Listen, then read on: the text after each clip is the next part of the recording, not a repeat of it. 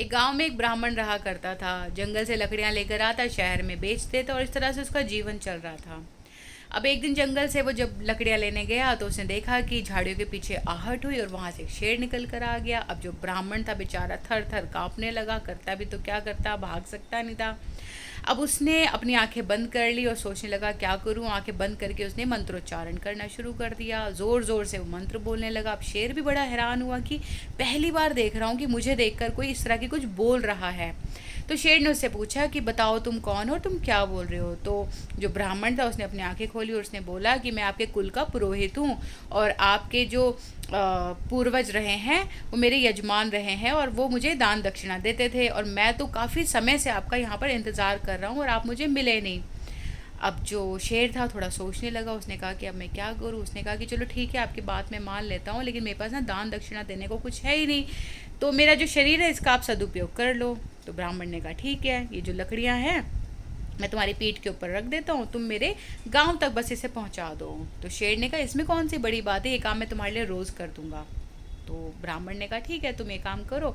और जो शेर था उसने वो लकड़ियां गांव तक पहुंचा दी। अब जो शेर था उसने कहा कि देखो मैं रोज़ इसी समय तुम्हें मिलूंगा, तुम लकड़ियां इकट्ठी करके रखना और मेरी पीठ पर रख देना, मैं पहुंचा दूंगा। अब ये जो क्रम था वो रोज़ चलने लगा।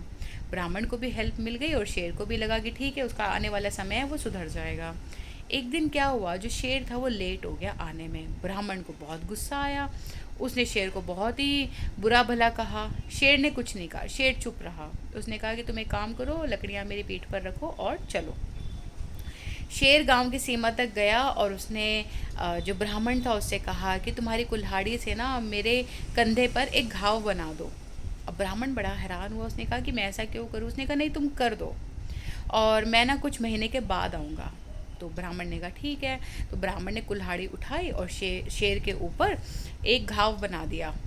शेर वहाँ से चला गया। शेर कम से कम 2 महीने के बाद आया, ब्राह्मण से मिला और कहा कि ज़रा देखो जो घाव तुमने बनाया था वो भरा कि नहीं भरा। तो ब्राह्मण ने कहा ये तो भर गया। तो शेर ने कहा कि जो घाव तुमने शस्त्र से मुझे दिया ना वो तो भर गया, लेकिन जो अपनी जिह्वा से, अपनी जीभ से जो तुमने मुझे उस दिन कहा था ना वो अभी तक नहीं भरा और अब मैं दोबारा नहीं आऊँगा।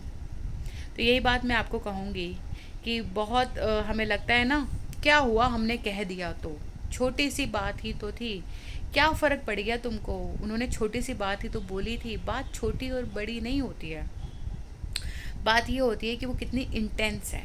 हम शायद बातों के साइज़ को देखते हैं, उसकी इंटेंसिटी को देखना बहुत ज़्यादा ज़रूरी है। कि जो घाव आप किसी को अपने शस्त्र से दोगे ना, चाकू से भी काट दोगे तो वो ठीक हो जाएगा, वो भर जाएगा। लेकिन आप अपनी वाणी से, अपनी बातों से जो घाव देते हो ना और आपको लगता है क्या हो गया, कहा ही तो था, मारा थोड़ी ना था, कहा ही तो था। तो ये बहुत ही इंटेंस बात है, इस बात को ध्यान रखने की बहुत ज़्यादा ज़रूरत है कि जो कहा आपने था ना वो बहुत गहरा है और उसके घाव कभी नहीं भरते। तो बोलने से पहले सोचिए, समझिए, फिर किसी को कुछ बोलिए।